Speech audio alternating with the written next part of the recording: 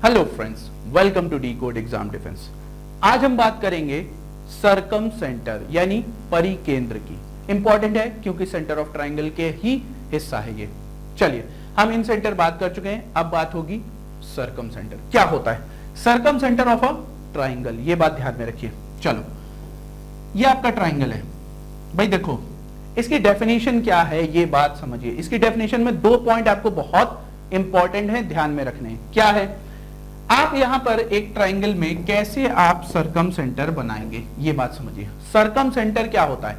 Meeting point of all the perpendicular bisector of a side is known as what?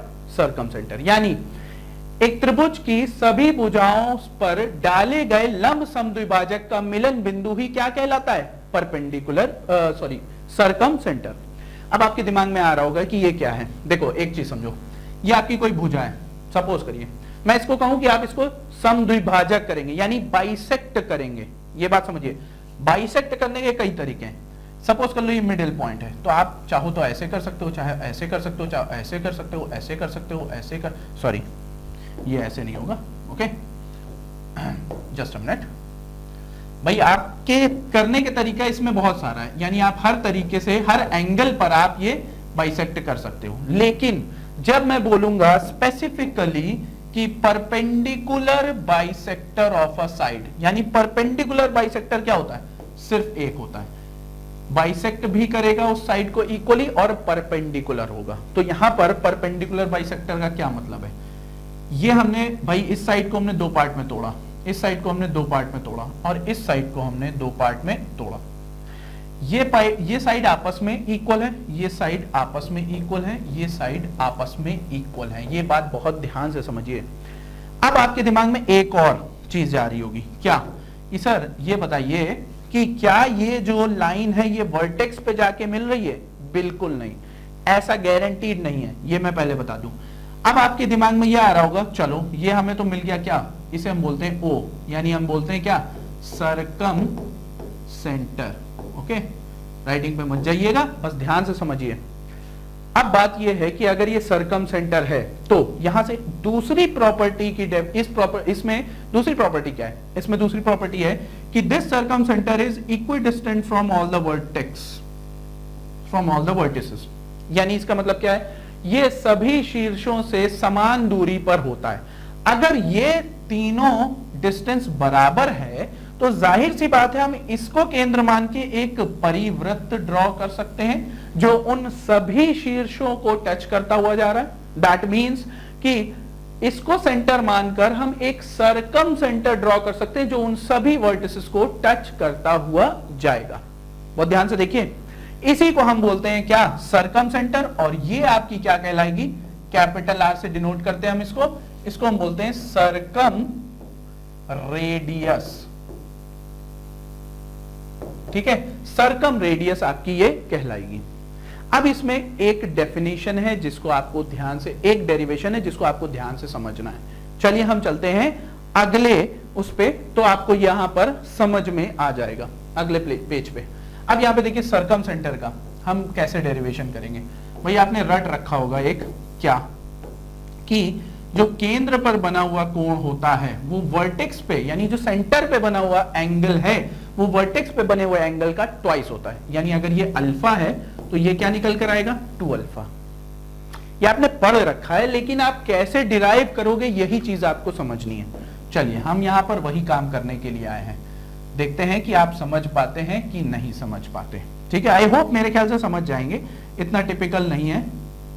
बस मेरे साथ देखिए क्यों मैं डेरिवेशन करके करा रहा हूं, क्योंकि आपके ज्योमेट्री और एडवांस के जो सवाल आते हैं, ठीक है, मेंसुरेशन भी उसमें इंक्लूड कर लीजिए, वो ऐसे सवाल होते हैं अगर आपने डेरिवेशन किया हुआ है तो आपको बहुत आसानी समझ में आएंगे। अब यहां पे जरा गौर से देखिए, यहां पर हम क्या करते हैं, हमने यहां पर ओके जस्ट अ मिनट, हो ठीक है, तो यहां पर हम क्या करते हैं, हम सरकम सेंटर ड्रॉ कर लेते हैं। अब आपको पता है ये साइड इस साइड के बराबर है और ये इस साइड के बराबर है, यानी अगर हम यहां पर इसको अल्फा माने तो ये क्या निकल कर आएगा? a minus alpha. हो जाएगा कि नहीं हो जाएगा? अगर ये a माइनस अल्फा है तो भाई आपको पता है जब एक ट्राइंगल की प्रॉपर्टी कि अगर दो साइड्स इक्वल हैं तो उनके आमने सामने के एंगल भी इक्वल होते हैं। यानी अगर हम AOC की बात करें तो भाई A माइनस अल्फा अगर OAC है तो OCA भी होगा। क्यों? क्योंकि साइड्स इक्वल हैं।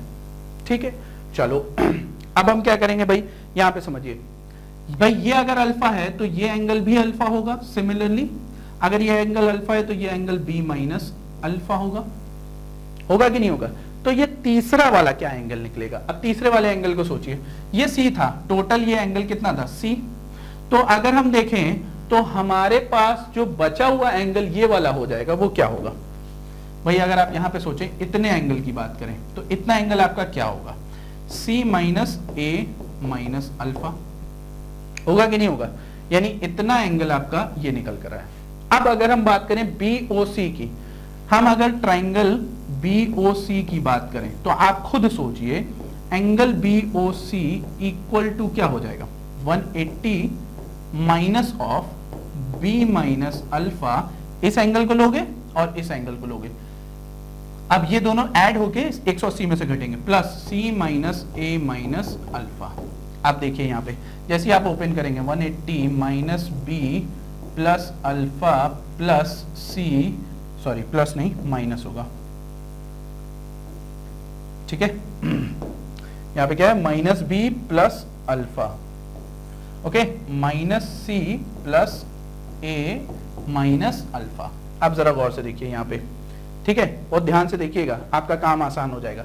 अगर यहां पे देखें तो अल्फा अल्फा जा रहा है माइनस प्लस का, और आपको पता है कि अब यहां पे देखो, अब आपको पता है कि यहां पर जो वैल्यू हमको मिल रही है वो क्या मिल रही है भाई? देखिए यहां पर जो वैल्यू मिल रही है वो आपको मिल रही है 180। जस्ट अ मिनट, मैं इस नंबर इस कलर को चेंज कर दूं। यहां पे जो वैल्यू मिल रही है वो आपको क्या मिल रही है? 180 minus B plus C plus A। अब आप खुद सोचो, ये 180 माइनस B प्लस C क्या A के बराबर नहीं होगा? क्योंकि हम कंपेयर किससे कर रहे हैं? ट्राइंगल ABC से। तो यहां पर ये वैल्यू कितनी निकल कर आई? 2A। कौन सी? कौन सा एंगल? BOC।